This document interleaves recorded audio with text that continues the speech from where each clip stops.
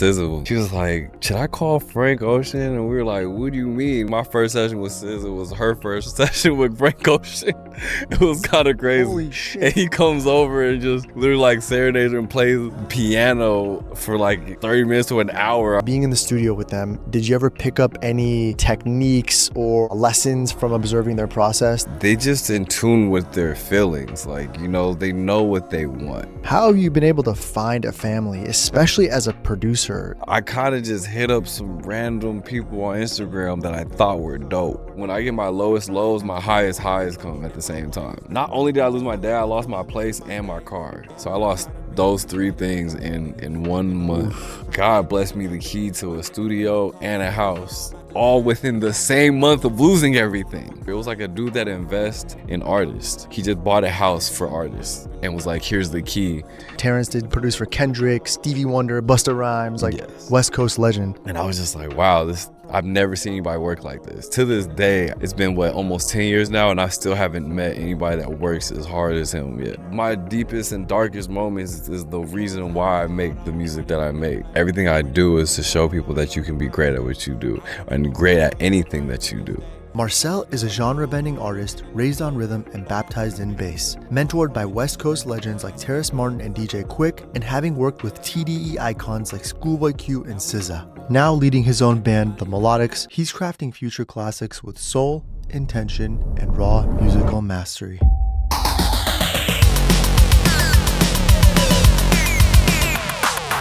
MRCL. What up, man? What up, man? What up? How you doing? We out here, bro. Yep. Another day. Tell me about your life. Tell me about what are you up to these days? How often are you in the studios right now? Like, what are you doing?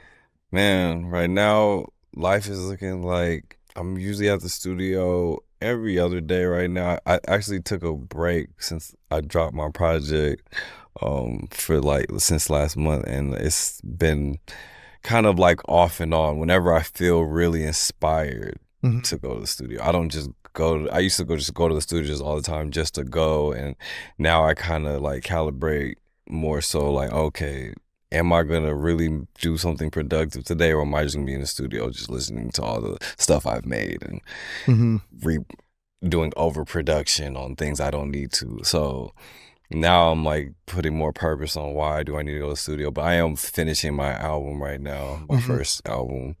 And Your first album? Yeah, I'm doing my first like debut album. I've only dropped EPs and stuff so far. So you're like an interesting type of person because there's like a duality. You're a producer, you're kind of in the management side as well, but then the dual side is like you're also creative. So you're an artist and you're kind of, I mean, a producer is creative as well. So producer / artist, right? So how do you find time for both, right? Like, I feel like for me, it kind of compares to me almost as a director. Like, as a director, I'm kind of the artist, but then sometimes I have to be like the entrepreneur and the businessman, and handle shit. And there's like a duality to that. So for you, like, how do you know what to prioritize, Yeah, I mean, really, I really prioritize my time off of what needs to be done at the moment, like, so if I'm working on a project, like, I need to know, okay, first off, I need to do the pre-production and all that. So it's just a lot of things that I think about when going into any project. It's like, okay, where does my time need to be spent on? Do I need to be the producer? Do I need to be the artist? Do I need to be the creative director? But I also just play all the roles, so I'm really doing all at once. To me, it's like, and now it's just a combined thing. That's why I just dove into executive production, because I kind of oversee everything. And so, but yeah, I distribute my time off of just like what needs to be done at the time. What needs my attention really at this point. Yeah. I'm wondering, for you, you wear a lot of hats, and I'm wondering if the ability to do all these things stem from things that you developed as a child, like your skills, right? I remember when I was kind of just like looking into your background, I read that you learned instruments at an early age, like 6, right? You were doing drums to bass to the keys and all that fun stuff. Yeah. So how did that, I guess let's rewind, right? You're multifaceted now, and it stems from your abilities as a child, but how did that even start? Like, does your family have a history in music? Yeah, so everybody on my mom's side played an instrument, and then all my uncles on my dad's side, they all play piano, and then some of them sing. And so a lot of, yeah, everybody on both sides of my family really do music, but not professionally. I know like one of my uncles used to play for Whitney Houston, like, and stuff. Like that was probably one of the biggest highlights of my Dope. family. He did percussion for Whitney Houston? No, he played keys for Whitney Keys for Houston. Whitney Houston. Yeah, so that Dope. was like one thing that like I know that was pretty big, but he yeah, he does. Nobody in my family has actually taken that like as a super profession. So I'm like the first artist in my family, and like just entrepreneur in general as well. And well, actually, my dad was an entrepreneur, but as far as like I didn't grow up with my dad, so to me, I'm the first on my mom's side, like, Yeah, you know, totally. to be an artist and really take this entrepreneurship to like a real level. That's amazing, bro. That's amazing. Entrepreneurship can stem from a few things. One, it can stem from learned behavior from your family. You know, you might have, like, you obviously didn't see your dad doing it, but some people have that kind of like that little handout, you know, when they're young and they're able to witness it. Some people go into entrepreneurship almost out of sheer necessity, you know, they start selling things, whatever. But for you, like, what really made you want to dive into this and get into the role of entrepreneurship, especially as a producer? Because it's fucking hard, bro. Yeah. You know, what made you want to do it? Was it seeing your family? Do you think your family had that influence, or was it an artist you really liked? You know? Yeah, it was really the artist I liked, and just in general, just knowing how like society is. I knew where I wanted to put myself in it, like, and I didn't see myself working like hourly like towards stuff. I was like, yeah, I need to like just do something, like make something of myself. Like I am the product, you know. So you know, I didn't want people telling me I was worth $10 an hour or anything. So I was like, no, my worth is what I tell you what it is. You don't make my worth, you know. So that was my thing as like a kid. I was like, what? Like I tripped out, and I've realized, like, having my first job when I was 14, I was an architect. I was getting paid like above minimum wage, but then I was like, no, like when I found out how much money I was making my boss, I was like, wow, I actually like being the boss is with where it's at. Like I need to know how do I get to that, and whatever I need to do that, let's take it there.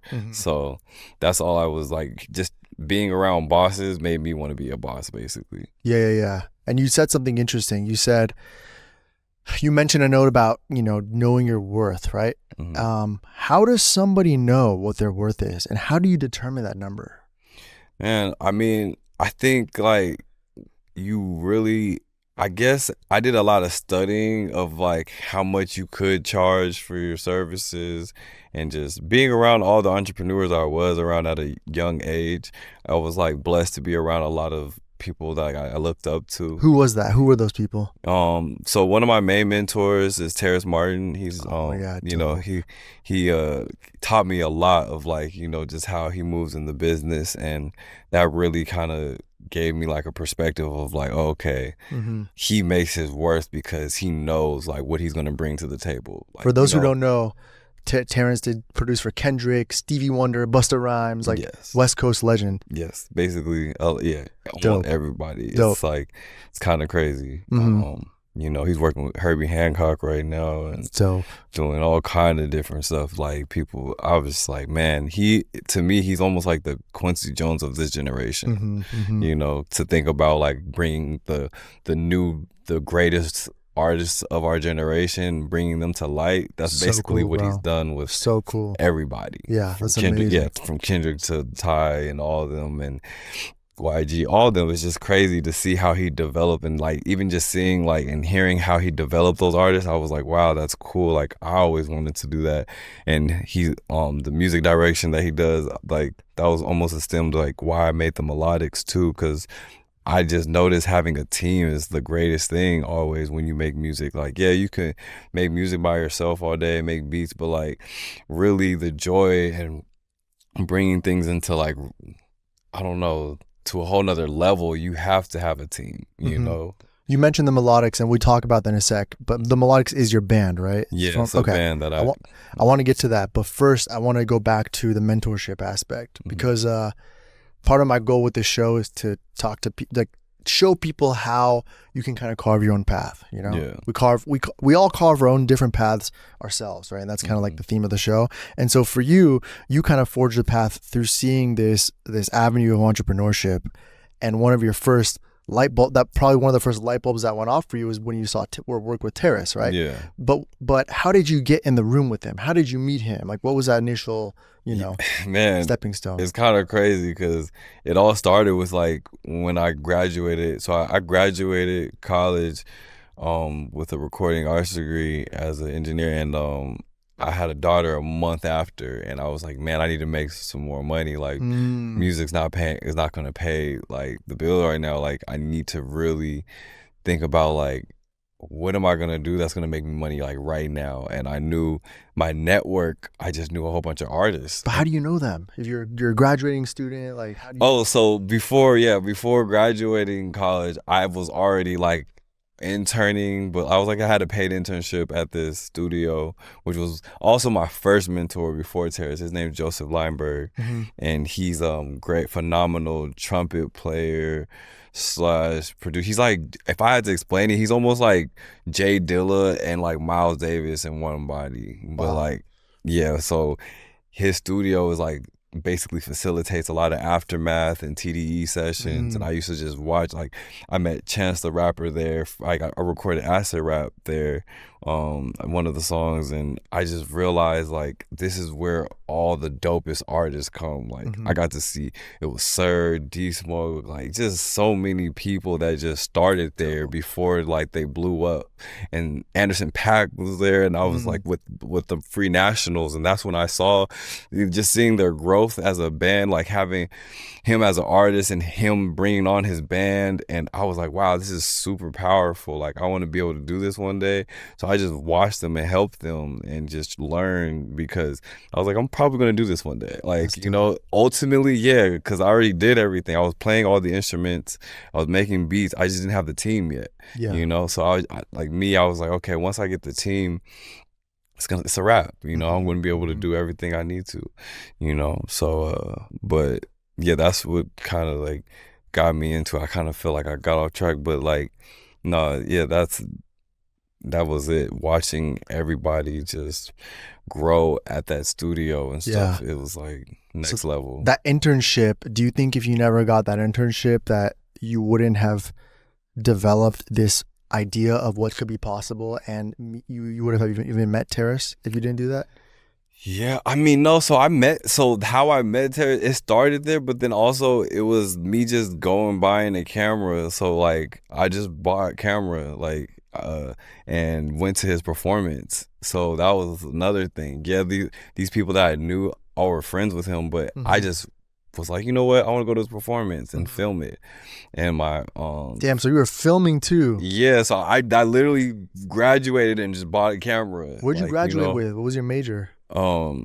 Recording arts. Okay, so you did all music major. I was engineering. Yeah, I was trying to learn engineering. I was like, I know how to play all the instruments. I was like, the last technical thing I wanted to learn to put everything together was in the engineering part. So I could be like in the middle of the island and be able to do whatever I want still, so, but yeah, that was my perspective on that. And but I was like, video pays every day. Like, all the artists I know, they're always shooting content.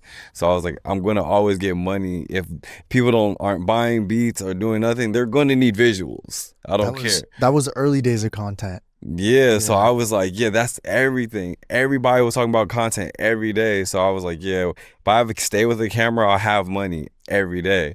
And so that's what I was doing. People were paying me every day just to pull up and film their concerts or whatever they needed. I had a Nikon D3100. I think it was a photography camera that I was doing video in. Amazing. It was funny, like, but people loved how I shot. And yeah, when I filmed Terrace's like show, I posted just a picture of behind the scenes of me like filming, and then he instantly was the only one that commented on the post. No. And he was just like, I need to see that ball. So I was like, cool. I was like, I'll get to you, because I knew his friend was my friend, my dear friend YN. She was the one that introduced me to him. But yeah, I called her and was like, yo, Terrace told me to come drop off this footage that I just did. And so she was like, all right, let me call you back. Called him, and then she called me back like 30 minutes later. It was like, yeah, he said come to his house studio. And I was like, oh, okay, bet. I was like, all right, bet. So I get there, and he loved what I filmed and was like, edit it. Like, told me to edit it right in front of him. And then I did it, and probably like an hour, and he was like, bro, this is the dopest editing I've ever seen. And I was just like, what? He's like, bro, nobody's ever showed me an edit like this. It was very creative. I was using kaleidoscopes. I was doing all kinds of stuff, because first off, he didn't know that was my first time editing. No way. That was my first edit I ever did. No way. So I was like, yeah, I was kind of just going crazy, being creative, as if I would making a song. Yeah. And so after that, he was like, bro, I want you to do my documentary of my life. And I was like, it went from me filming his performance to like, yeah, bro, you're doing my documentary. Pull up every day. So I was like, yo, that's crazy. Like, or pull up all the time, like whenever I'm free. And ended up being like a whole thing of me shooting his life every day, from him just like waking up, just start making beats, and just his lifestyle. It was cool, like, just to see that. And I've never seen anybody work so much. Like, we would wake up, he would basically start his day making beats at 6 a.m, and then after that we just start hitting studios all day, so. And I was just like, wow, I've never seen anybody work like this. To this day, it's been almost 10 years now, and I still haven't met anybody that works as hard as him yet. Really? Yeah. That's amazing.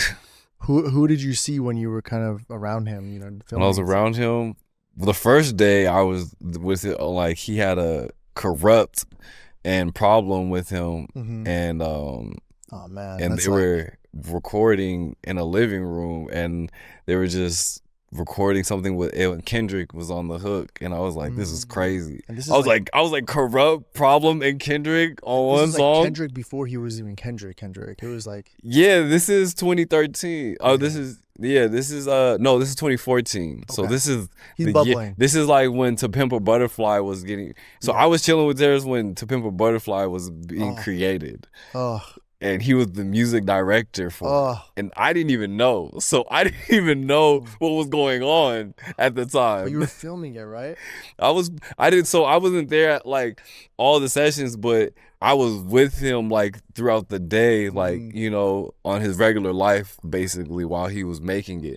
So I was there, like, we would randomly pull up on YG and Mustard, and then after that, we would just go back into his studio and make more records. And then after that, like, sometimes I would just, just edit some of the clips until, like, we met up later that day. And then, yeah, he would just tell me, like, yeah, I was in the studio with Kendrick today. Like, and I was just like, oh, that's tight. But he never told me that he was making To Pimp a Butterfly. So it was like, and I get it. Now when I look at it, I'm like, okay. There's like a level of secrecy they gotta hold, huh?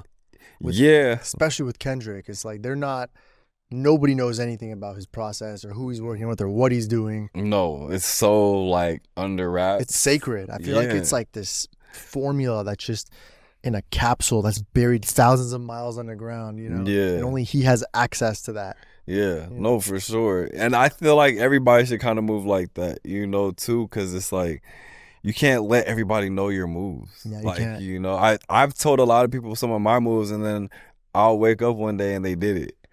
And I'm like, wait, hold up. I just told you that. I literally just told you that idea, and now you're doing it. Don't let them know your next move. Never. Never. Yeah, don't. Have you ever heard of the evil eye? The evil eye is and at least in my culture, in Iranian culture, we believe that you sometimes don't want to always like talk or celebrate your accomplishments because the evil eye is kind of somebody who's out there watching out of envy, jealousy. They're wishing the worst on you. So it kind of becomes like a karma thing almost, you know? And I feel like it's similar to what you're saying. Like when you're telling people, oh, I'm going to do this, I'm going to do that, and, you know, and whatever, then people start to, they might either copy you out of envy. They might copy you because it sparks an idea with them. But sometimes it like can backfire against you, right? Especially if you have an idea and somebody does it before you, then all of a sudden it looks like it's their idea, you know? Exactly. Yeah, Exactly. it's So crazy. yeah, I tread lightly now doing that. Now I just kind of, you know, I just do it. I just do it now at this point, you know? I don't chill around a lot of people unless like they're in the creative process of helping me do it. So like I know I don't really need to give you an NDA because you're creating it with me. You know, everybody that was on my project, they're like family to me, you know? So I know nobody's going to try to overstep me or do anything because you're trying to help me get to a certain place. So why would you do me wrong, you know? So that's important, man. That's actually, you mentioned a good note about family. And we're in an industry where both music and film, bro. Family, you think you're cool with someone, you think someone's looking out for you, and then 5 days later, they turn against you or they do something that makes you realize, like, man, maybe they weren't looking out for my best interest. So, you know, being in this kind of industry and obviously having the kind of experiences that you've had, how have you been able to find a family, especially as a producer? You know, being in all these studio sessions and working with all these artists, like, where do you even find the time to make your tribe? How do you find those people? Man, so it's crazy because going back to the melodics, when I started the concept of having a team, I didn't tell them I was making a band. I kind of just hit up some random people on Instagram that I thought were dope. And so I really found my family kind of on Instagram, you know, like in this generation, I guess that's what you do. But, you know, I'm pretty sure people made families off real families. People made real families off of, but I've also made my musical family off of Instagram, you know. But power of a DM, man. Yeah, man. Oh my gosh, that's crazy. I would like go through hashtag. Like I literally found basically my favorite bass player in LA on for just a hashtag. He would hashtag bass player, LA bass player. Like, bro, and I hashtag LA, like simple like LA bass player, 6-string bass player. Cause I wanted like somebody with 6 strings and up, you know, like some Thundercat shit. And so basically I was telling niggas like, if you could play like close to Thundercat, I definitely want to work with you. Oh, that's dope. Man, are people even using hashtags like that anymore? I don't know, but that's how I found him. And we've literally been friends since it was 2017. It's almost 10 years now. And it's like off of just me just being like off of hashtag in the DM. You found your whole band through Instagram? Mainly, yeah. So I met my bass player. Just DMing him. My guitarist I actually met through somebody actually, my friend that an artist that I knew, Kimbe, and after that he got me a gig. Yeah, he got me a gig as being a drummer, and I met him as a guitarist there, and they told me to find the bass player. So that's what made me think like, oh, okay. And I had this bass player in mind that had just met up once, and I was like, oh, I got the perfect cat. End up like we do so many rehearsals together, and I heard the sound we had. And I played with hundreds of musicians, right? So at this time. And so I was like, it's crazy when y'all get together, it's like magic. Like it's like you guys already like compose something together. Like every time we freestyle or jam, it was like it sounded like a beautiful composition. And I was just like, man, I think there's something with y'all that y'all need to like make it a group thing. Like it's definitely you two as string players, like it's like a thing. Like I could tell. And so I would just have them come to the studio all the time. And then I realized they were always down to pull up. Like, you know, they wouldn't ask me for gas money or Uber money. They just pulled up. It was just like, oh, this is it. Like, this is what we doing. Right when they heard my first song. And I was like, wow. So they literally believed in me. And then they believed in me so much. I believed in them so much. I was like, man. So I was like, if I give them a name, I think it was when I started working with Schoolboy Q. I was like, in 2021, I was like, man, I've been rocking with these dudes for a while. Like, I should just give them a name. And like, every time people are looking for production, I just say the melodics. So it's not like me bringing Joe, Mo, Schmo. Like, you know, people don't want to hear that, you know, like bigger artists, they don't want to hear you trying to bring a whole bunch of people to a session. But yeah, when you got like a fly name, just dope. can I bring the melodics? Like, what? Why would you say no to that? You know, it's just, it sounds, yeah, it's really dope. You know, that's a great name. You know, it's like, oh yeah, they sound like some fly ass niggas. Like, you that's know, really cool. That's really dope, bro. And you said something important about how they believed in you. They believed in you. They believed in your music.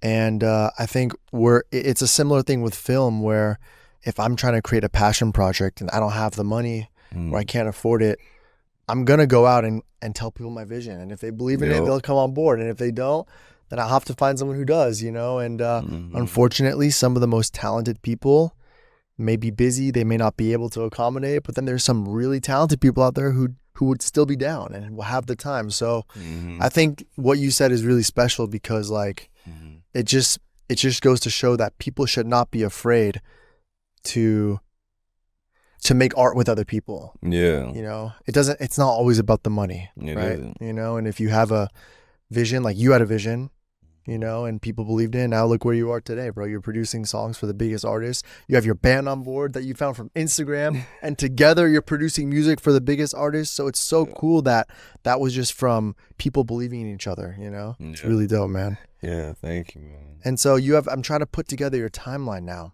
Your timeline's so interesting. You know, and correct me if I'm wrong. You know, you're a student. As you were graduating, you landed this amazing internship. Then that internship branched out to some relationships. Those relationships took you to people like Terrace. Then that mentorship branched you out into more avenues, into music and producing. And right? Television. Yeah, I got into television right after I worked with Terrace. So like, okay, so explain that, because at the time you were a videographer. Yeah. So then what was the jump to television? Because it went very fast. I'm missing a gap. I have a gap. It went very fast. It was one meeting changed everything. So what happened? Tell me about that. So it went from me like doing BTS and doing the documentary from Terrace to like all of a sudden I get a phone call. Like I think I went to a music video. Yeah, I had to do a shoot for Kevin Gates. I did some kind of BTS on Kevin Gates. So you were shooting a lot. You were shooting I would just Terrace BTS. Pull up a lot of just random events and just whoever, you know, all the people that I would do, like go to the BT experience and film whoever I like wanted behind the scenes to make, you know, just everybody. This is your side gig or your... Yeah, it was side gig. Like whoever needed whatever, I would shoot it, you know? So it was just content I would shoot for people, for artists. And then one day, I got called to do this shoot for Kevin Gates, and then one of the models, she was like, "Yeah, my husband works on set right now for this TV show." She was like, and I'm like, "Okay, that's dope." And she was like, "Yeah, like let me get your number." So like she ended up just getting my number, and literally just hits me up like, "Yeah, so you should meet my husband tomorrow." And I was like, okay. Like, this so random. Like, that's so random. I didn't even talk to her. She literally like tapped my shoulder and was like, yeah, like, oh, you do work, you do video? I'm like, yeah, like you see, but not at that level. So I don't know what made her think that I would like be that great at what what was the show? It's called Skee TV. Oh, Skee TV. Yeah, so I did Skee TV, and you know, I like, yeah, so I get there to the warehouse and do this interview, and I showed them the footage that I did was with Terrace, and it was just a whole bunch of stuff. I think it was a whole bunch of, it was everybody in it, you know, Snoop, Kendrick. It was just a whole bunch of just West Coast legends in the clip. Yeah. For the it was a trailer that I was doing for the documentary. Hell yeah. And from that trailer, he was just like, oh yeah, like, yeah, you're hired. No way. He was like, I'll see you at the TV show tomorrow. Wow. Like he had me like make some wires. We made wires that like, I think that was my entry. Like, oh, can you make some wires for cameras? So I started making SDI cords. You were making cords? From scratch, yeah. Like he would just give me the cord, and then I would have to like make the cords from scratch. Why were you making cords? Because there was like different lengths and like, you know, the type of things, like the type of cords I guess they wanted. We had to make specialized cords. Yeah, because you can't just buy like a $400, I mean a 400 foot like. Oh, were you putting them together? Yeah, no, we would buy us like a whole thing, like a roll of wires, just so we would know how long it would go on set, basically. Like, like we had to make the length. That's why. That's what I'm saying. It was like a specialized, like how we get anything specialized was because like we need to make specialized lengths for the wires. Got it. So that's why we had to create them, because they had to be exact. That's unbelievable. So I had to. It was funny because being an architect, it kind of helped me with like knowing all that, like structuring things and everything, because I had to map out the whole set and stuff and all that and measure it and stuff. So it was kind of, it's funny how like my old job like helps me with my new, yeah, that's amazing. Even though they had nothing to do with each other. Bro, how the hell were you an architect at 14, man?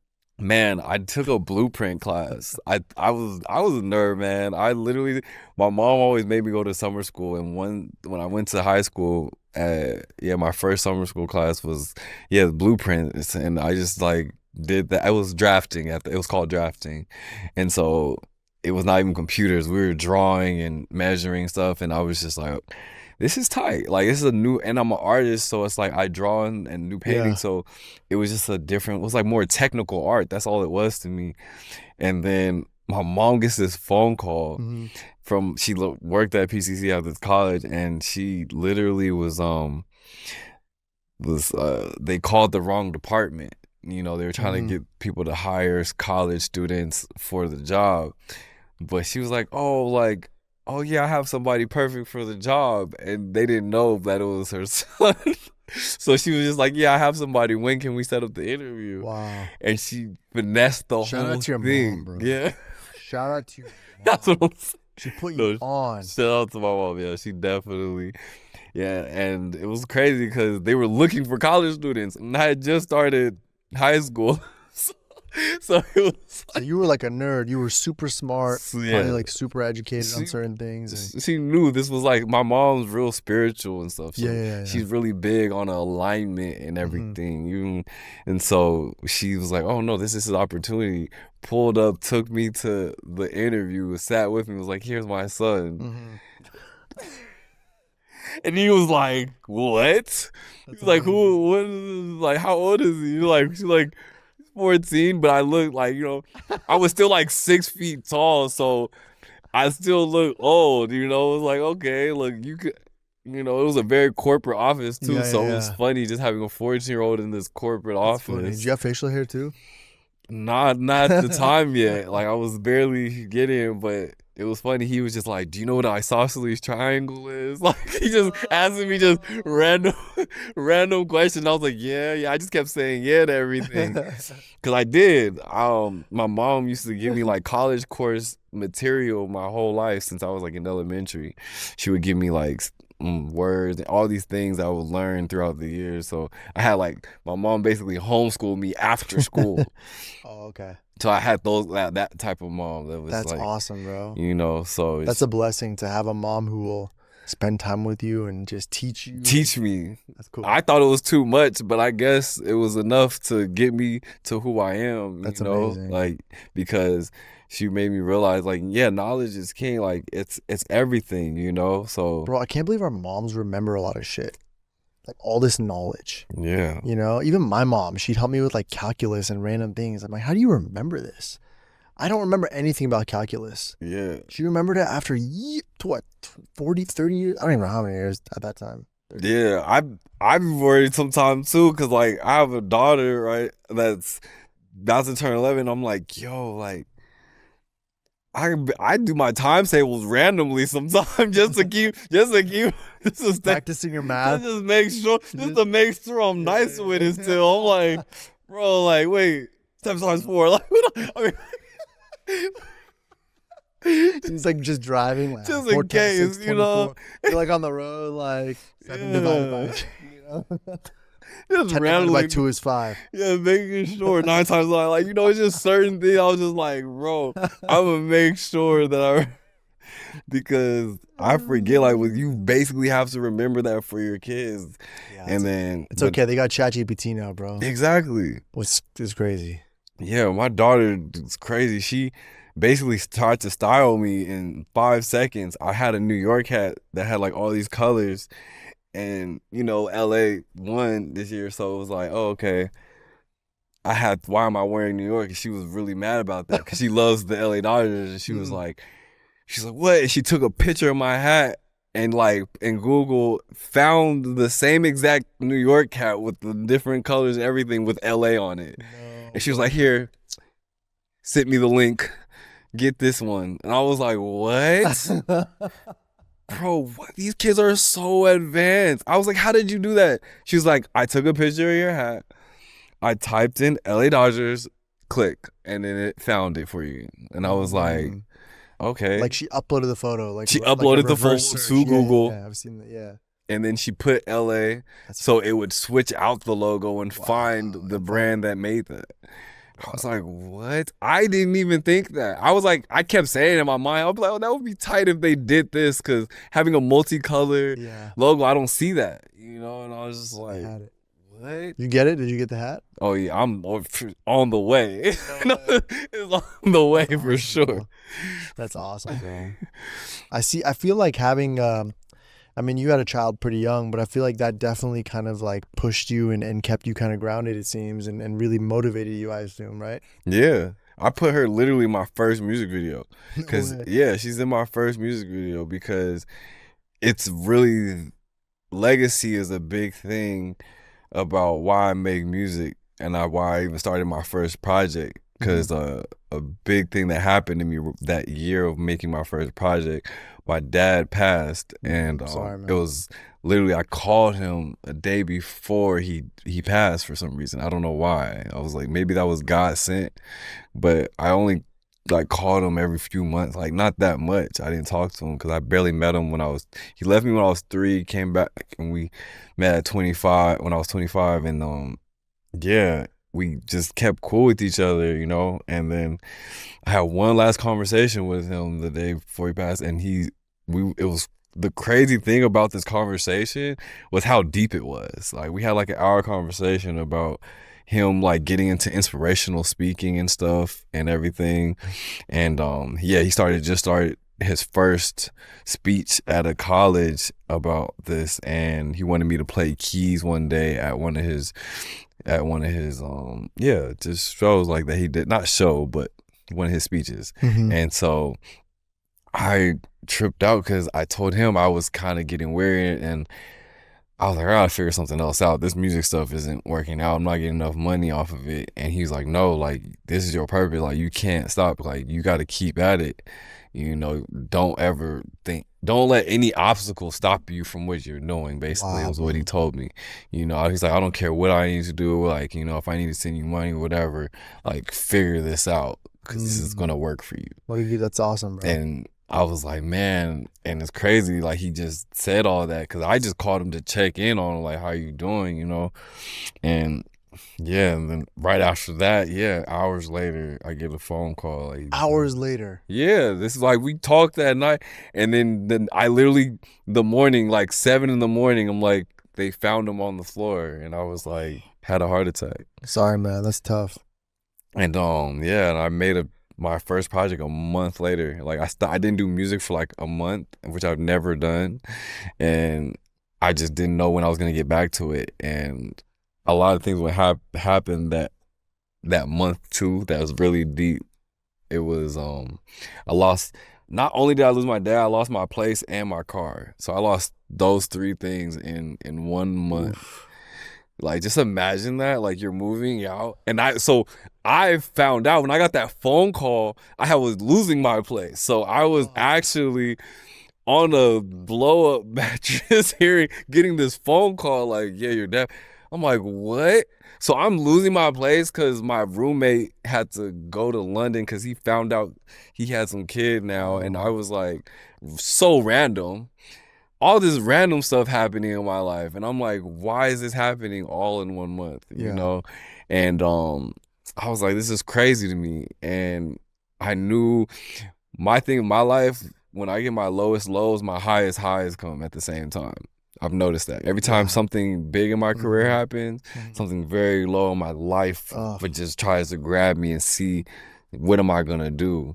So I was trying to see, how am I gonna stay positive? So I was just trying to find a situation to get out of this hole I was in. Ends up, God blessed me the key to a studio and a house. Wow. All within the same month of losing everything. Wow. Literally. So this all happened. Just imagine losing all that and then gaining and having a key to a studio and a key to a house. It was like a nice house with a studio. So Like someone was letting you in? Yeah. That's amazing. I found it in like some investor. It was like a dude that invests in artists. He just bought a house for artists, basically. 5-bedroom house, nice, beautiful house in North Hollywood.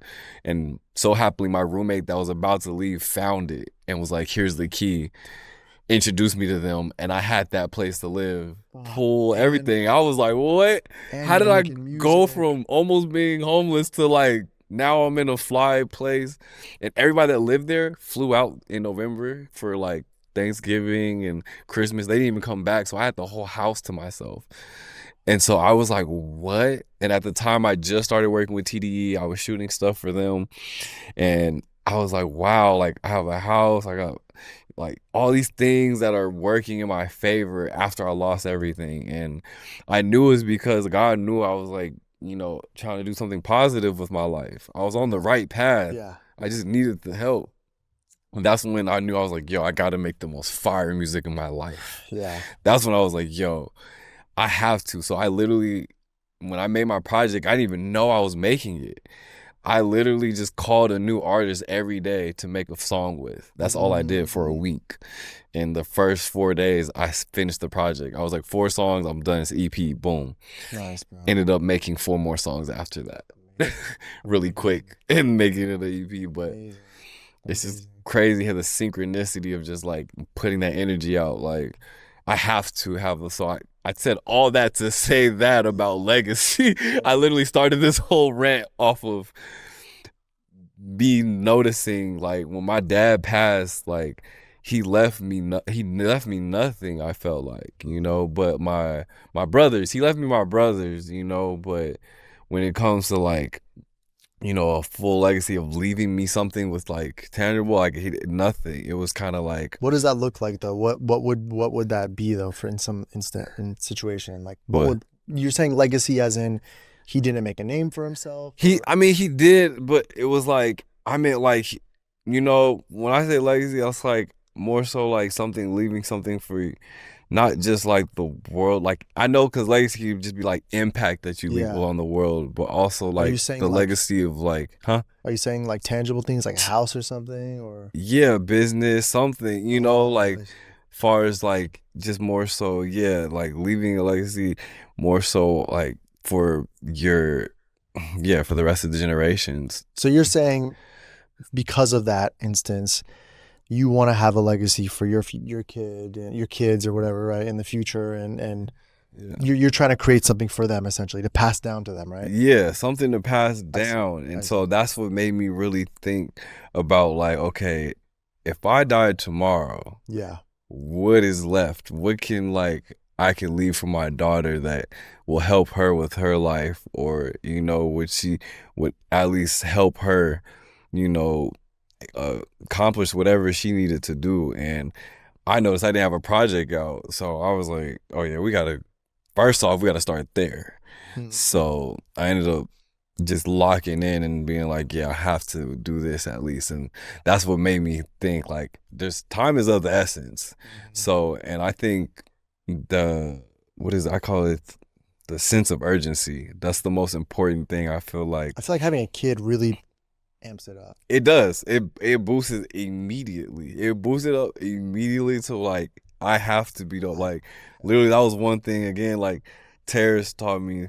That was the first thing he told me when he found out I had a daughter and I was working with him. He's like, you have to be dope now. Like, you have to be. And I was like, yeah, like, I've been hearing that. That makes sense. I've been hearing that. I heard a director say having a kid was like a cheat code to life. Yeah. In a way, you know, you learn a lot about the world. You learn how to be selfless, look out for others. You don't think about yourself as much anymore, but then you like rethink what your priorities are and what's important. And for you, it was getting this project done, making the best music of your life, thinking about what you're going to pass down for her. I think that's really important. I think that's special. You know? It is special because it's like you now have another soul looking at you. That is you. It's like the little you. It's literally like you watching yourself grow up. When you think about it, your kid is like you watching yourself grow, like become who you are. It's really deep when you think about that. I don't know if people don't really think about that. Yeah, that's deep. Think about it. When you think about it, it's like being a parent makes you think about life so deep. It's so like, whoa, like you're watching me become the man who I am. So am I making, like, I'm making her proud, but it's like more so I'm like, you also think like, yo, this is like little me. Am I making me proud enough, you know, to become what I am, you know? So it's just like a lot of that I just think about. And it's so funny how I even said it like that, because I've never thought of it's beautiful, bro. It's so beautiful. It's like, it makes me really just even think about what you're saying about like you looking at yourself. It's so true. It's an extension of you, you know? It is. It's literally a reflection. It's like, yeah, that's awesome. So I'm trying to piece together this timeline now. We left off at let's take it back. We left off at Skee TV. So post being in the studio with a bunch of people, you were filming. You started working at Skee TV because you were just shooting random videos. So now you're at Skee TV. You're helping produce a show. Yeah. And Skee was popping like in the 2010s for sure. Oh my gosh, Skee TV was like the guy. Right? It was. And so you were doing that, but I'm missing. There's still a gap. I want to, before we get to TDE, all this stuff. Like what happened in between Skee and now as a producer? You know, like what was the journey like? Man, so the journey from me transitioning to TV production back to artistry was probably the craziest drum, because it also involves the same thing. It's crazy how deep this is. So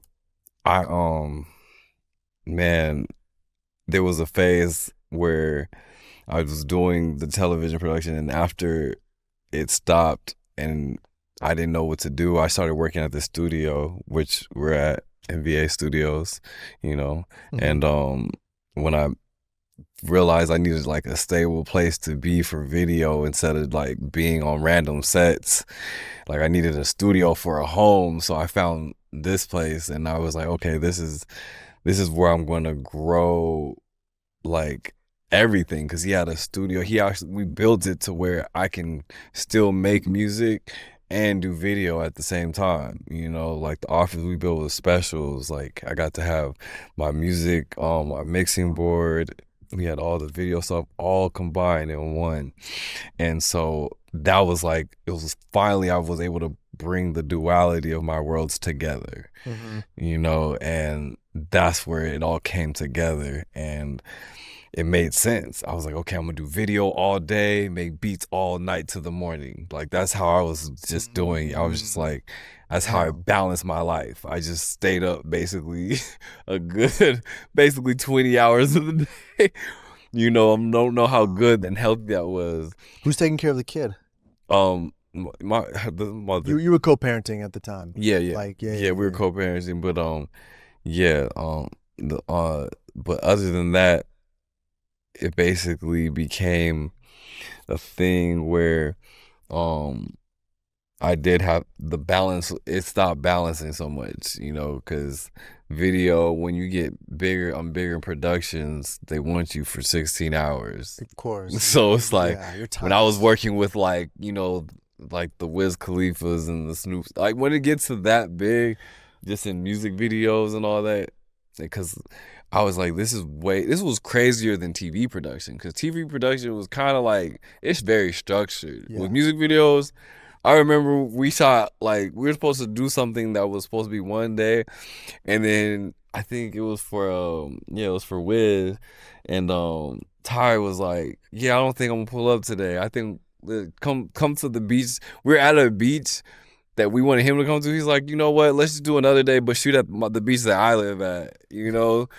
And so we ended up having to do this, basically bring all that other stuff and just do another day, just because Ty was like, yeah, man, let's just shoot another day, you know. Like, run it again. And I'm like, what? So we have to have another 6-hour day? Yeah.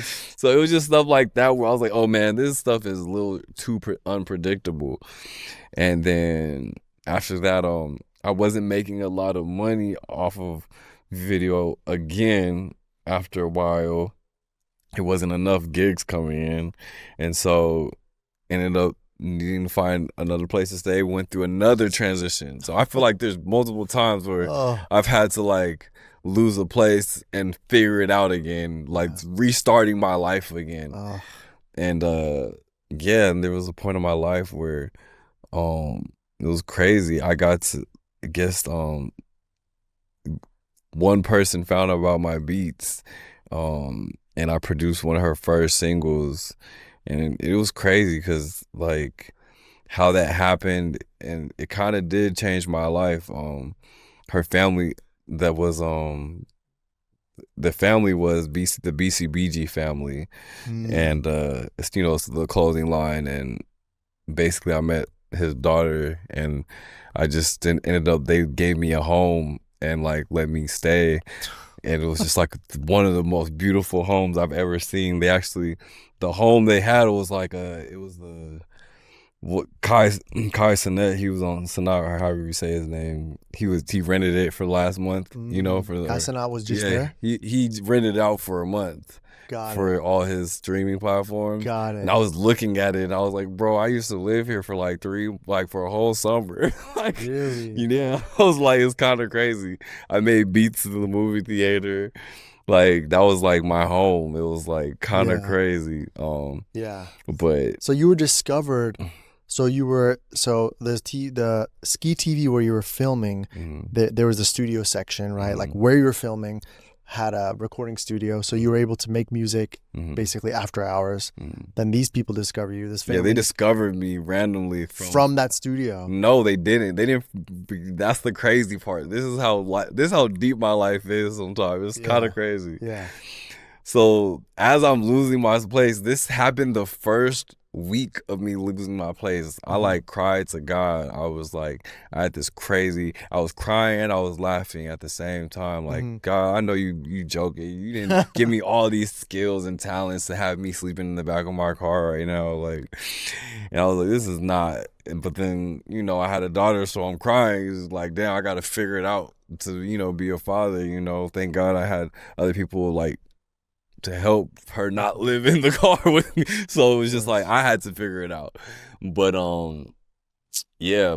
And so at that point I was like, yeah, I had this transition, and my friend, so this wasn't a friend now that I thought about it. He was more so of an associate that became a friend. He called me. He heard one beat from me 5 years prior 5 years before this happened. Ends up calling me the week that I'm like living in my car. Just like at the end of the week too. This is like the Friday, the first week, and he calls me like, "Yo, I got this person that like needs like a bass player," and I was like, "All right, cool." It's like some 19-year-old like girl like that just needs help, like, you know. So I was like, "All right, cool. Well, I'm down," and he already knew like I was a type of producer, like if they didn't have a crazy budget or nothing, I would just like help them, you know, get their first project off the ground. And ends up when I meet them, like, yeah, I didn't even know anything about her, but like, yeah, I just ends up, you know, she's the daughter of the BTBG family, and I was like, wow, that's crazy. Like, that was some kind of crazy stuff. So I tripped out and was like, that's tight. But I didn't think about like, oh, like just because like she came from money, I was gonna like charge her crazy rates. I was like, I just honestly wanted to help her with her career, you know, and whatever I needed to do. And at that time I just needed a place to stay. So I was like, yo, like, I'll help you make as much music as you want as long as we figure out a place where we can make it. Yeah. And then that's where that came into like play. And her mom was so nice. She literally like, or is nice. She's literally told me like everybody that made it there, like it was supposed like it's a reason why you're there, you know. And it was very deep.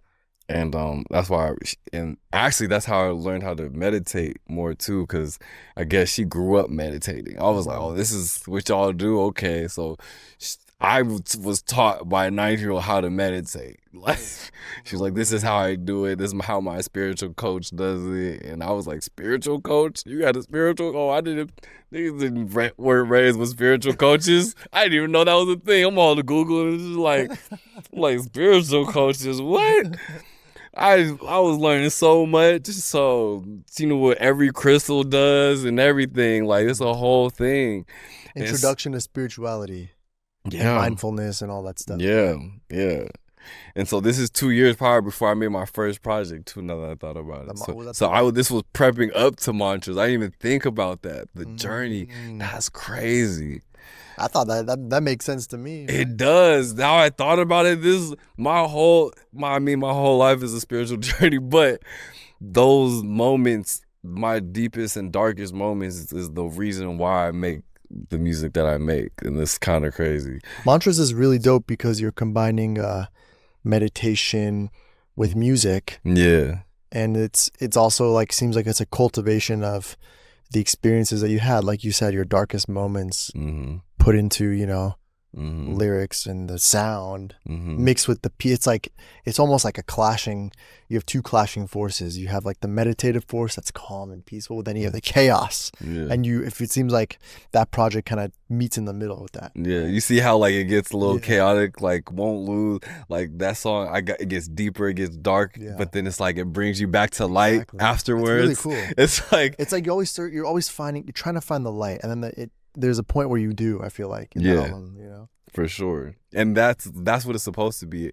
The whole synopsis of that project was me like basically finding my enlightenment, or like using my enlightenment through the journey that I had to become who I needed to be as a father, as a son, as a lover, everything, just as a man in general. Like all those things I thought about, I was like, wow, I'm becoming who I need to be because of all of these things that I've collected in my journey and like learned from. And that's why I didn't just drop a project when I was younger, because I wanted to make music with purpose. I didn't want to. You're very intentional. Yeah, intention is everything. You know, if you're not doing anything with intention, it has no purpose. Music is like a diary almost, right? It's like each EP or project or album represents a chapter of your life. Yeah. And that chapter, like when we listen to other people's songs, like if I hear a song that, let's say I was going through a hard time in life or a breakup, I'll sometimes hear a song and I'll be like, oh my God, that takes me back to that, right? But for you, it's even more deep, and it's even more, I'm sure it resonates even more because the actual lyrics, like everything you're saying is about that exact moment that you're going through. Like when I hear an artist's songs, it's still about them kind of. But when you write it yourself, it must be very cathartic, I imagine, because it's I look at it.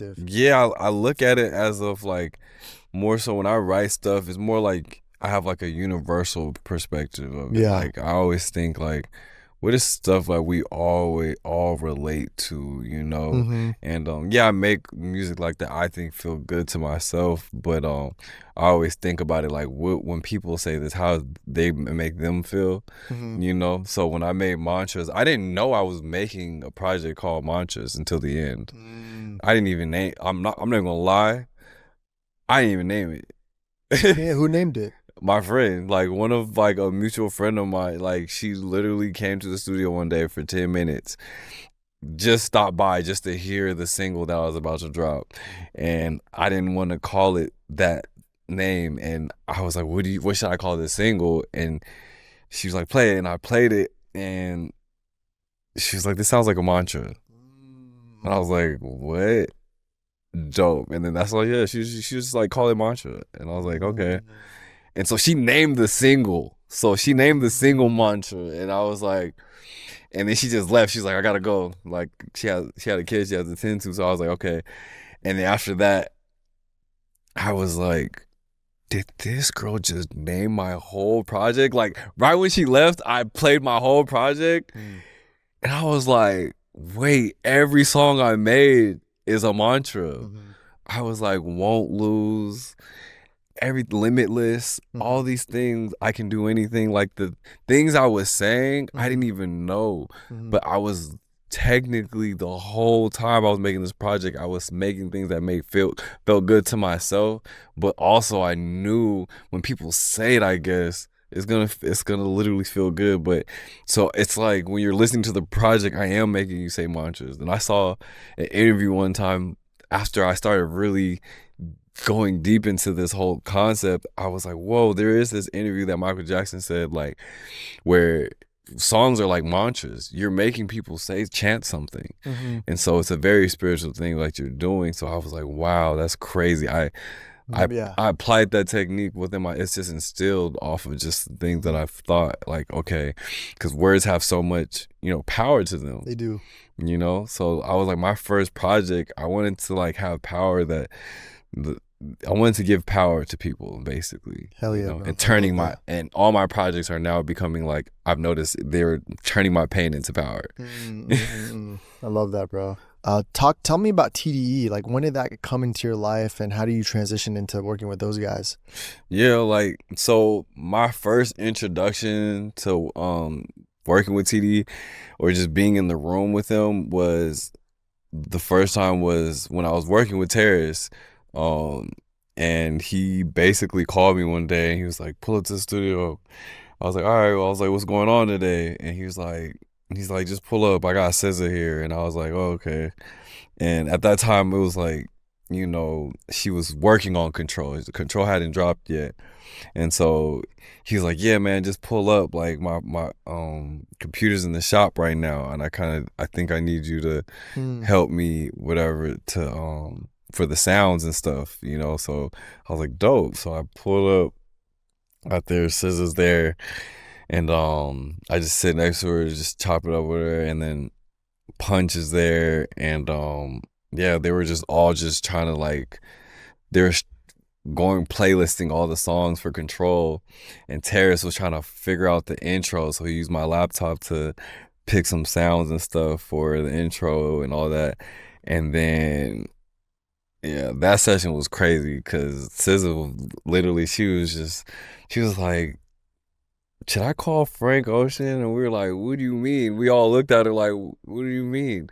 She's like, yeah, like, he just hit me, like, to basically to link, and I'm never usually that close to around him, and he's 10 minutes from the studio. So I was like, what? And so everybody was like, yeah, tell him to pull up. And she's like, all right. So we ended up seeing the first session. My first session with SZA was her first session with Frank Ocean.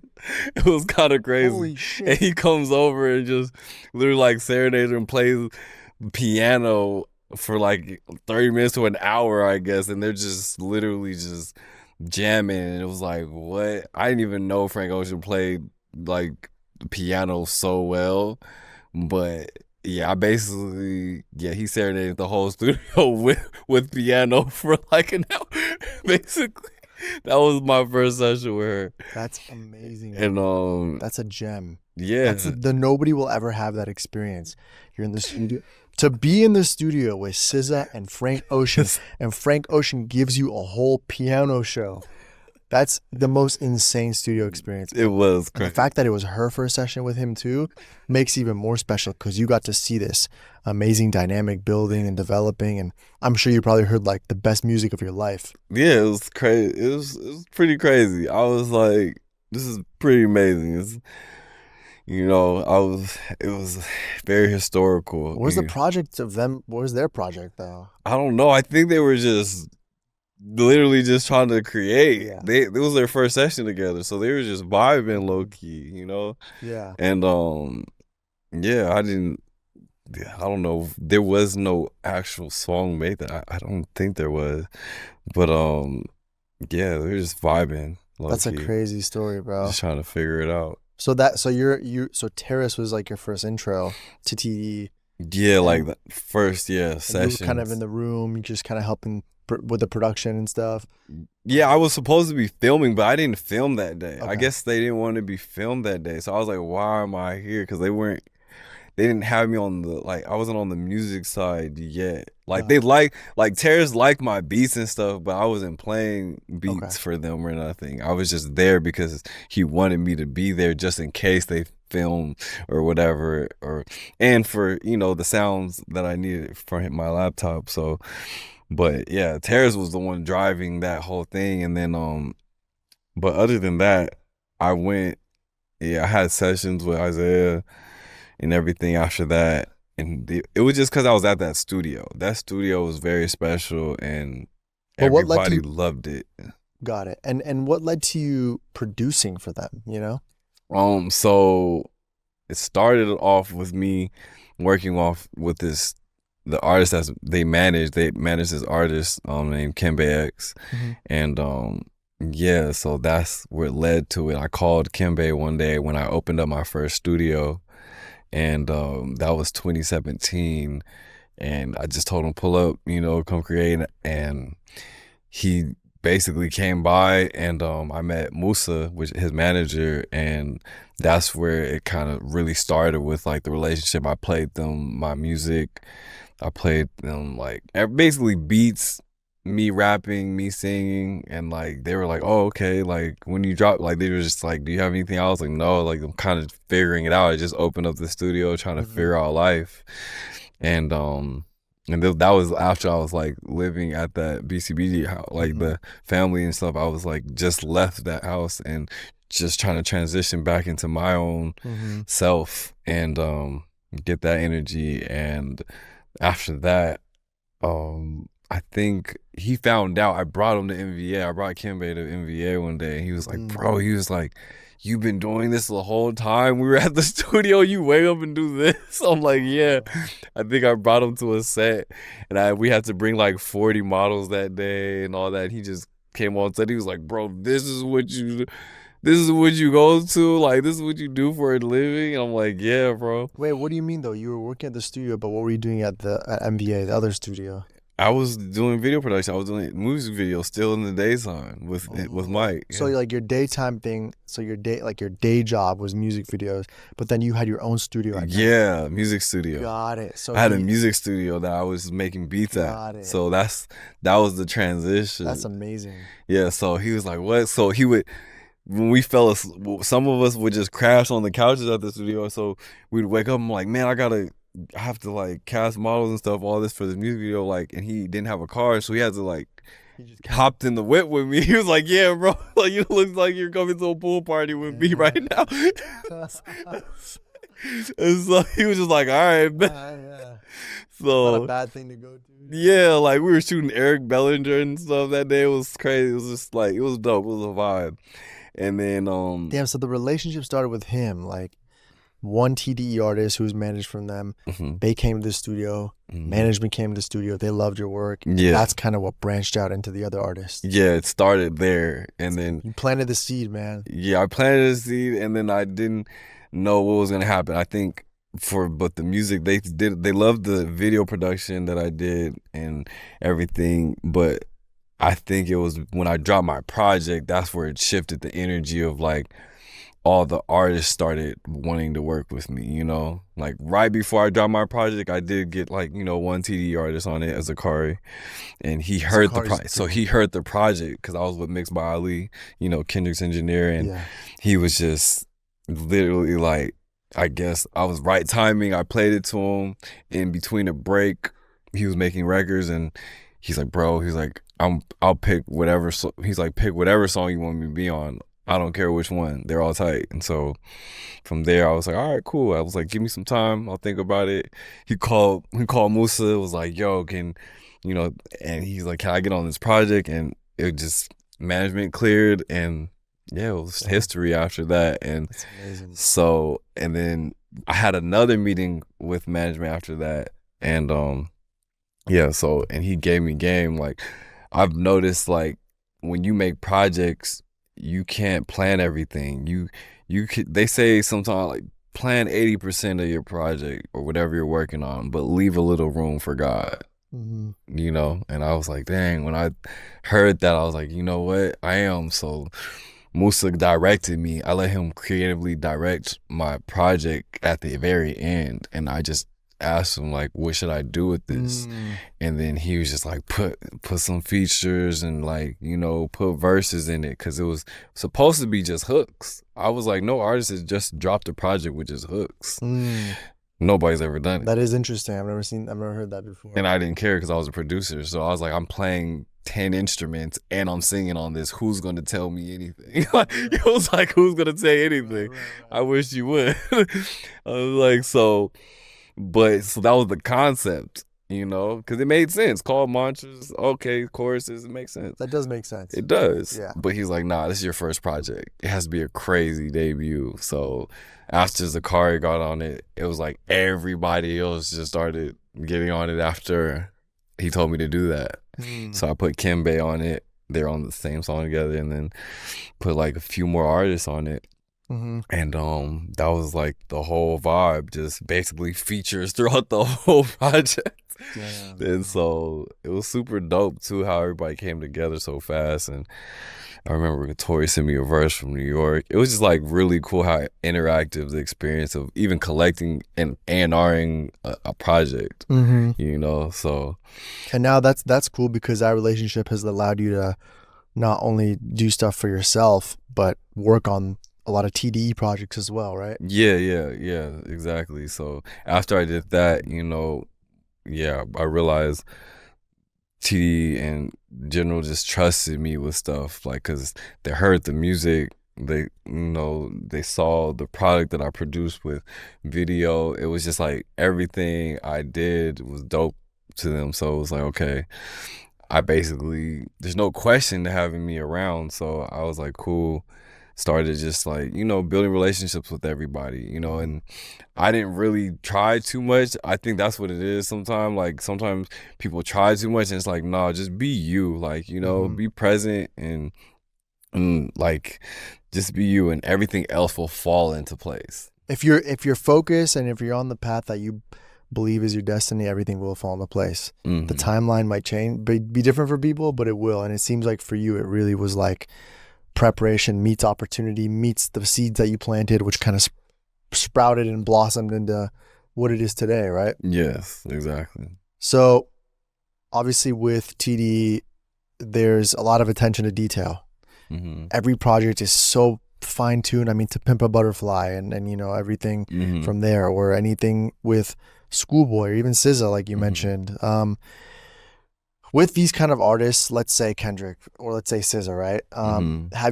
Did you, like being in the studio with them, did you ever pick up any techniques or lessons from observing their process that really stood out to you?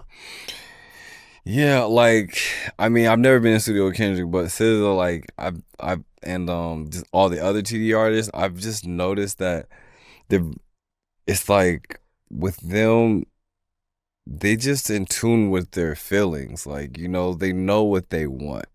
And that's what's beautiful about all their whole process, is that they trust their gut and they know what's right for them and where they're at in life. You know, it's like they know the story they want to paint for the public, you know, and just for themselves, you know, because when you do music, it's really what you're trying to project in your life. You know, you have so many different things in your life, like what do you want to shed light on? So, and that's what I feel like that they're really good at. Like, okay, this is the vibe, this is what we're going for. And it's like, okay, cool. So that's where I kind of learned my style from that too, with my artistry. Like, oh yeah, you got to find the vibe, the story, and, you know, making projects. I've learned, I think it was actually working with Aftermath really helped me the most too when it came to the structuring of projects and stuff, because it was like watching them work is crazy. That was like how, before I worked with TD, I really was working with a lot of the Aftermath producers. And who are some of those producers? Mr. Chalk, DJ Silk, Day One. Oh yeah. Battle Cat. Okay. Got it. I work, you know, I've worked with DJ Quik as well now, recently, but just there's like a science behind all of that, you know. So yeah, basically that I've realized that yeah, it's like a whole formula that you do have to make, but really it's just sticking to what's true to yourself at the end of the day. You know, you can't, people say like there's writer's block sometimes too. It's just like, nah, like you really just be true to yourself and you'll be good. Like the project will come out to life how it's supposed to. So you never have had writer's block or any sort of creative block in the studio? I mean, there's times where basically, if you want to call it writer's block, yes, I guess. But I call it just being burnt and you need to just live life. You can't make music about music. So if you're just making music every day, it's kind of like, wait, I get it. You've lived enough life to like tell stories, but you need new experiences to re-excite you about things. You know, that's why we forget certain things. So we're not as excited anymore about them. So I feel like the new experiences like help you write that story, you know, on what you're trying to do, you know. Yeah, for sure. Because with me, it's like, yeah, you're gonna get burnt on anything you do too much. So yeah, so I definitely, I don't like to call it writer's block. I like to just call it like, you just need a break, really. I get you. You need a break and come back to it. You know, if you're having writer's block, that means you're just thinking too much in your head about it. Writer's block is something we make up. Yeah, because the best records I have is when I'm not thinking. Like, you know, it's like I'll just be driving, just humming something. I'll be in the shower. Like, it's just random moments in my life where I try to force it. It's just like, bro, like even conversations. Like, I don't even know. Like, I'll listen to even what we're doing right now and probably pick out something that I said and put it into a song later. Like, you know, because you're bringing up memories in my life that I kind of almost forgot about. But I'm like, you know what? That itself is a whole story. I need to make that something, you know? Yeah. So it's just like, my thing is just motion. So I think when people get stumped with writer's block, it's like inspiration, all that comes from motion. So when you stop doing something, that's when you lose it. Totally. You know, so it's literally a constant motion of doing something. I see. What are your thoughts about people? This is more for the film side. Like I have friends who will carve out times to write for their next script. You know, like they're working on a script and they carve out time from 5 a.m. to 8 a.m. every morning. Do you think that same philosophy could work for music production? Where, like, I heard stories of Eminem when he was younger. He would always go to the studio from like 10 a.m. to 6 p.m. or it was like very structured. Do you think that works a lot of times, or do you think it's a little more spontaneous and just depends on where you are in life? Yeah, I mean, it works if like really it all depends too, like how your life is. Do you have a set studio that you go to every day? Yeah, like, that's true. You know, that's another thing. That's a reason why a lot of artists, like, you know, don't make it to the part of their careers that they need to because of the access or whatever they say. It's like, okay, some people make excuses and stuff, you know. So for the people that actually want to make it a thing, you start making it an everyday thing, you know, or like as frequent as possible. And so I set days, for example, I'm always at the studio probably 7 p.m. every day, you know, or every other day, depending on how I feel. Gotcha. So, because sometimes I'll be up till 5 to 7 a.m. Sometimes I'll do a whole all-nighter and not want to wake up or go to the studio the next day. I need the whole day to myself. Yeah. So it all depends, but I've set a regimen of going to the studio at night every day, like just knowing that I'm going to try to do something, because that's another thing. Even when you're burnt, like sometimes when I'm burnt, I make the best music of my life. Like I'll be like, whoa, this is my favorite song I've made all year, and I did it off of burnt with no sleep, 48 hours. That's amazing. So it is, but I also heard there's a science to that too. There's a science to being burnt? Yeah, like there's a science to being like half sleep and half wake. Like because your mind is in like kind of a dream state. Yeah. Have you heard that? I don't know if it's a thing, but like I heard about it. I'm like, man, that might be a thing, because I've made some of my favorite things when I'm burnt. We're partially hallucinating. I think. Or something. But do you believe in that? Like it kind of made sense. Like our mind is kind of in a dream state, because I'll be like, how the fuck did I just make? I'll be like, how did I make this? I'll be like, how did I just do this right? I made this song last night. Literally last night, I played guitar. I haven't played guitar in 10 years. I made 10 guitar stacks that sounded cool. I was like, bro, I didn't even know I can do this. Like, I forgot how dope I was. You know, and it happens like that too sometimes. Like, you know, I'll get a girlfriend and forget that I can play drums. I didn't play drums for 2 years. I was too caught up in the relationship sometimes. I do that sometimes.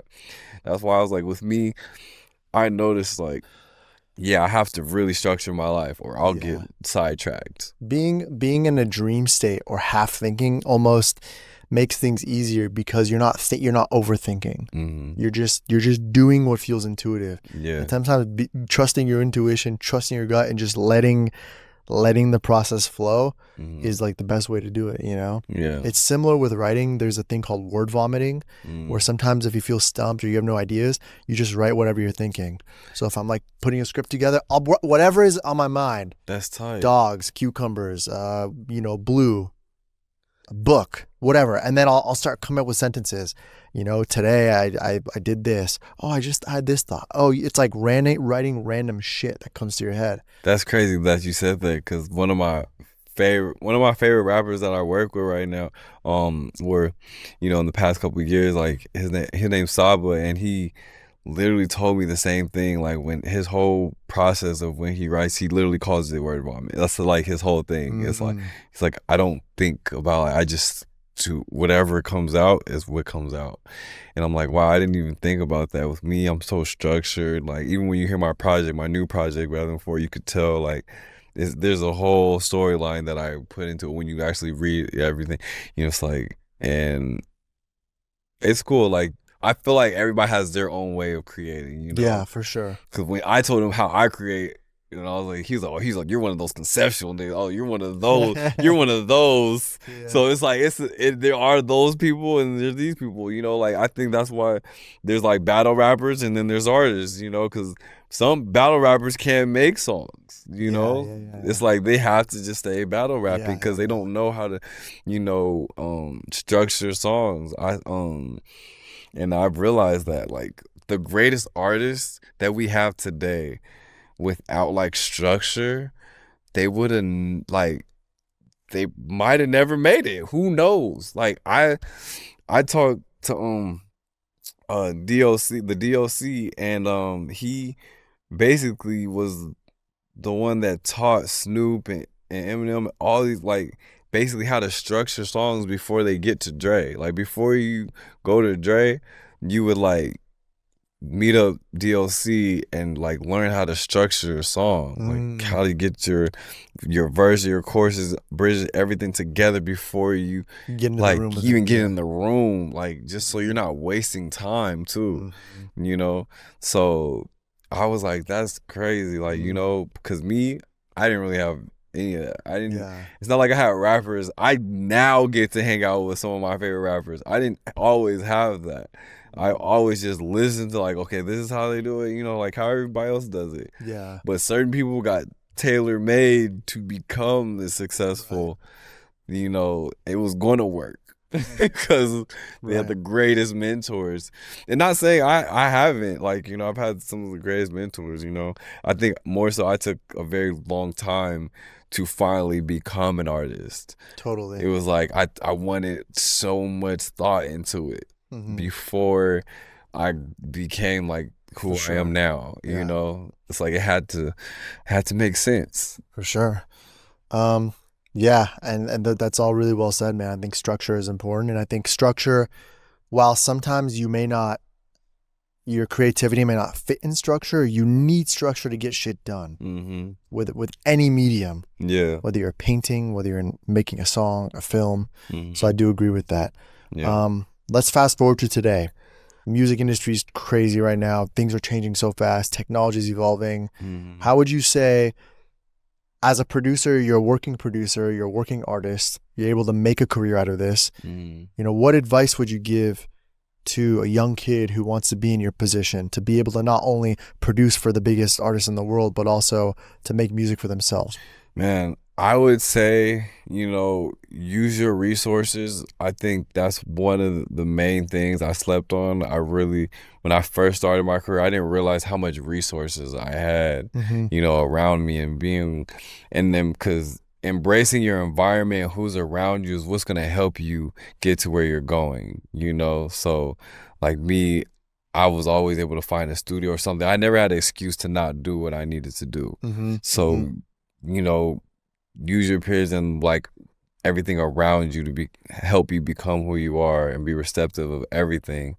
And then also just, I know this sounds cliche, but don't give up basically on anything that you have. If you think it's crazy, like everything's crazy until it's done, you know, until you actually show that it can, you know, every artist has been perceived crazy, you know, and that we need that because you're not supposed to think normal, you know.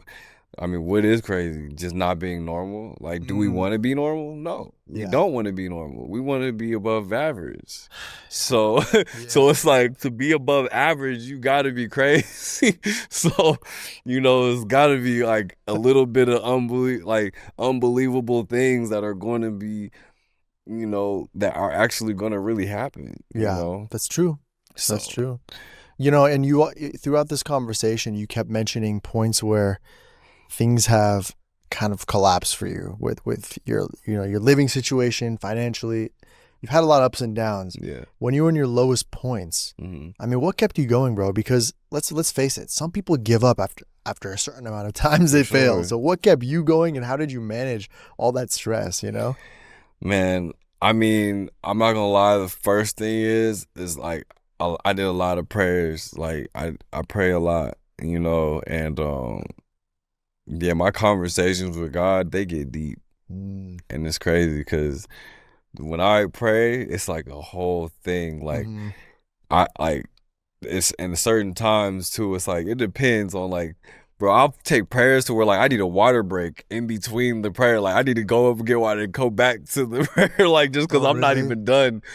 And it's not, and you know, some people might be thinking like, oh, I'm just asking for like, I'm not asking for money or fame or none of that from God. Like every time I asked him for anything and it like he showed up and showed out for me after I did, it was because I was asking for guidance. And that's my thing. When you are there's like a thing where you get lost in your career all the time. But I made this quote of myself and I forgot, but it was like, it's okay to be lost in the journey as long as you still follow the path or something. It was something along those lines. It's okay. It's okay to be lost, but just as long as you follow the path that you already set out, don't worry about that, you know, because, oh no, wait, that's what it is. It's okay to get lost in the journey as long as you stick to finding the destination. Got it. So it's the same general path, but you might take a road here, you might take a road there. Yeah. But you have your eyes kind of on a certain destination. Yes. Just make sure, you know, and that was my thing, you know, and so walking by faith and not by sight has been one thing that's always been. Knowing the unknown has been the main thing that's always kept me like inspired to know, like to keep doing what I'm doing, because there's certain reason and things in my life I know it planned out for me to make things work, and there's so many signs and that show you like you're on the right path on the way there. So you can't like just let the little obstacles in life be like, oh yeah, like this is just because this is where you should stop. Like no, those obstacles actually made me want to go harder, because I was like, if I get through this obstacle, I'm on level 5, I'm on level 6. It's literally like I almost look at life as a video game sometimes, you know, and not like on some like crazy I can do anything, like, but almost to that point. Like if I reach a certain level, what makes you tell me I'm not going to get to the next level? You know, like I don't like anybody ever telling me I can't get to another level in life. You know, I'm a very competitive spirit. So that's one other thing, you know, being competitive. You know, if you're not competitive and you're like, and it's not even trying to beat anybody. Me, I'm just trying to beat myself. That's all it is. I'm trying to beat the version I was yesterday. That's all I think about. I'm like, if I'm a better me today than yesterday, that's all that mattered. I accomplished what I was supposed to do. At least you have a idea of being better, and you want to always one up yourself. I think some people don't, and I think the fact that you have it has allowed you to have so much longevity in your career. Yeah. You know? Yeah. So that's a majority thing. So yeah, faith, being competitive, and just doing everything with purpose it's like a combination of a lot of things I think about in life that make me think like, okay, I got this, and if I look around and everybody else has made it around me that does what I do, there's no reason why I can't make it. So at the end of the day, That's true. I see people with like sometimes they did say like work beats talent, but when you have both, oh my gosh, it's the best. that's what I'm saying. I felt like I did that. Like, yeah, I get lazy sometimes, but and resilience. You don't stop. Yeah, you don't ever stop. And God is watching. Just know that when you're doing what you're supposed to be doing, you're literally going to get blessed throughout that way because it's not overlooked. You might be thinking it like, oh, I'm going through all this stuff. Like, that's not like nobody cares. Nobody's congratulations. It's like that does there shouldn't be no congratulations, celebration, none of that until you reach like where you want to be in life. Like, that's how I feel sometimes. Of course. So I've reached plenty of milestones I have celebrated, but yeah, like it doesn't need to be that. Like really, like I'm just happy just the fact that I've gotten there. That's enough for me. For sure, bro. I love that, man. Well, look, Marcel, we got one last thing on the agenda. Are you ready? What's up? You ready? What's up? All right. All right, Marcel. What? Here's the game. I got a deck of cards here, okay? Oh, okay. In this deck of cards, there's 50 questions. I want you to look at the deck. You could shuffle through it. You can, pick and feel what feels right to you, but I want you to pick one card. You're going to pull out the card. You're going to read the question, and you're going to give me an answer that's straight from your heart. Okay. All right? But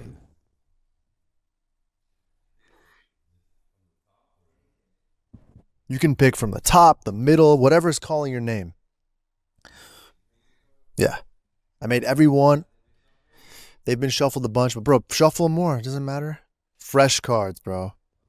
There's only been a few people who've actually read those from that so far. What is one thing you want to be remembered for? One thing I wanted to be known for is let us know on the mic too. Get close. This is a big one, man. It's important. One thing I want the people to remember me by is being great at what I do.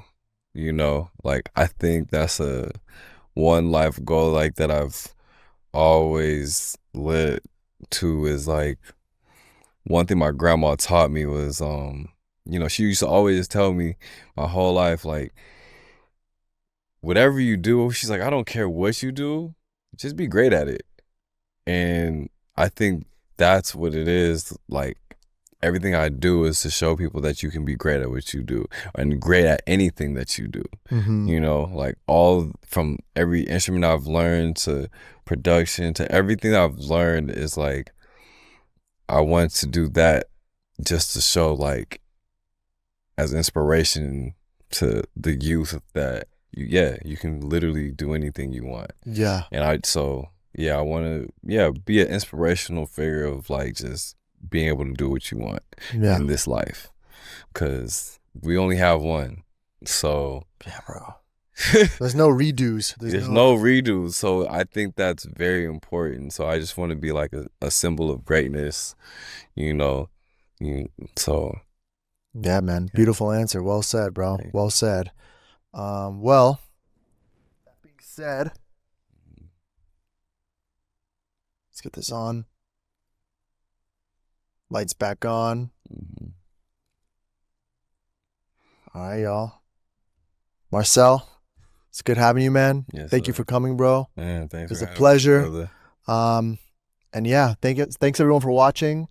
We are getting so many episodes in the can right now. We have an amazing guest here today. Check out Marcel online. We'll post his socials. We'll put his socials up. We'll, check out his work. He's an amazing dude, an amazing producer, amazing artist. And yeah, be sure to subscribe on all channels. We're on every platform you can think of, from YouTube to Spotify to Apple. Share this podcast with your friends. We're just getting started, y'all. Thank you for watching. Thank you, Marcel. Thank you to the team that's working so hard on this. And most importantly, I want to give a big round of applause to ourselves. Let's go, baby. Yes, sir. All right, y'all. Thank you, bro.